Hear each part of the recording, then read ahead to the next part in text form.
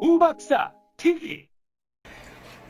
자, 이번에는 이제 82페이지 그 이해관계인 목록을 좀 보도록 하겠습니다. 그 경매를 둘러싸고 있는 직접 당사자들, 채권자, 채무자, 보증인, 이제 임차인, 점유자, 이런 식으로 그 해당 부동산에 직접적인 이제 그 당사자들이 어떻게 이제 얽혀져 있는가, 그게 이제 표시가 되어 있고요. 그 다음에 이제 그 물건의 권리를 가진 자, 예를 들어서 그 저당권자에서부터 임차인, 전세권자, 권자까지도 유치권 이제 신고자까지도 이렇게 나오는 이제 명세서가 이해관계인 명세서라고 되어 있는데요. 기본적인 권리 분석에 이제 재료가 된다. 그래서 이제 83페이지 현황조사서를 보면 판사님한테 이제 명령을 받은 집행관이 직접 해당 경매 물건에 가서 이제 쭉 조사한 것들이 그렇게 나와 있습니다. 그래서 이제 현황조사서, 현황조사 보고서에 보면 이제 그런 부동산에 대한 객관적인 것들이 나오고, 또 하나는 이제 집행관이 그 해당 부동산에 대해서 현장에 가서 그 부동산에 대한 개괄적인 상황들도 조사를 해오지만, 혹시 그 사람이 하는 일이니까 또 빠뜨릴 수도 있잖아요. 법원에 제출된 그 매각 목록 명세서에 나와 있는 전입자 전입 내용만 보지 말으시고요. 우리 선생님들이 꼭 동사무소에 가셔가지고 꼼꼼하게 직접 그 확인해 보시는 그런 습관도 꼭 가지셔야 될 거다, 그런 생각이 듭니다. 전에는 이제 해당 동사무소로 꼭 갔어야 되는데, 요즘은 아무 동사무소에나 가도 부동산에 특히 주택인 경우에 세대주별로 언제 전입을 했고 세대주가 누구라는 거를 이제 확인할 수가 있으세요. 그때 이제 반드시 가져갈 게 뭐다? 경매 정보지하고 주신 선생님의 이제 신분증하고를 가져가면 동사무소에서 주민등록 전입 상황을 확인시켜 줍니다. 그 다음에 이제 감정평가서는 그 책 84, 85페이지 있는 것처럼 반드시 숙지를 하셔야 되세요. 우리가 그 감정평가사가 하는 것 이상으로 해당 부동산에 대해서 정확하게 그 가치 판단을 하기가 쉽지는 않잖아요.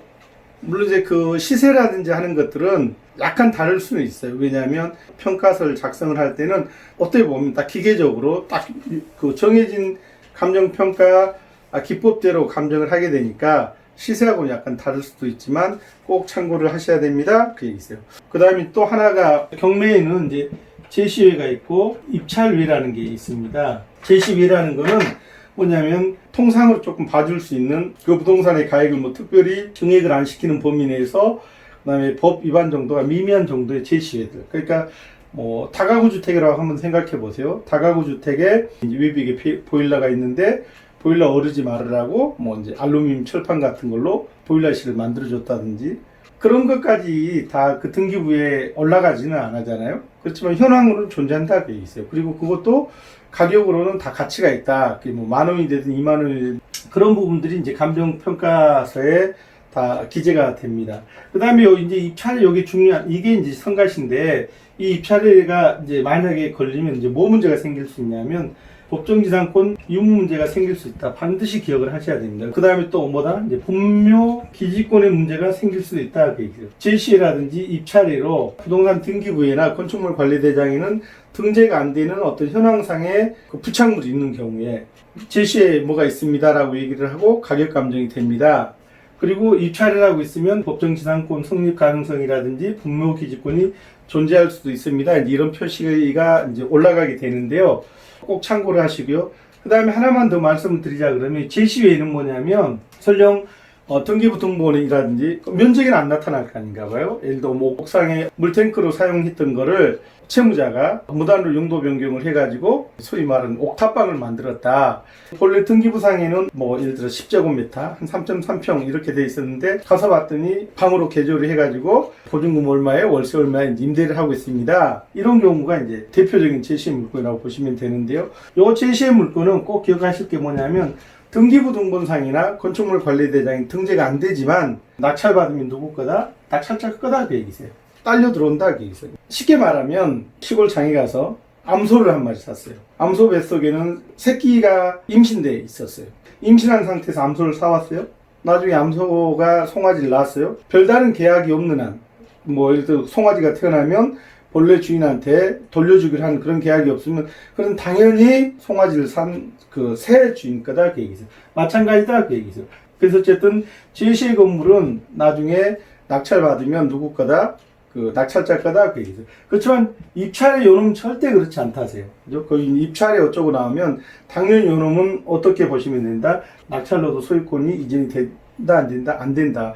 등기부등본상에 이전이 되고 안 되고의 문제가 아니라 등기부등본상에서 물권 변동이 일어날 일도 없지만 법정지상권이라든지 본묘기지권이 있는 경우에는 계속해서 누가 그 권리를 행사할 수 있다? 기존의 권리자들이 행사할 수 있습니다. 에 대한 것들까지 어디에다 표기가 되냐면 이 평가서에 기재가 된다. 그 다음에 이제 중요한 게 뭐냐면 하나만 더 말씀드리면 공동주택, 특히 아파트 같은 경우에서 이제 대지권이 미등기로 넘어오는 경우가 있으세요.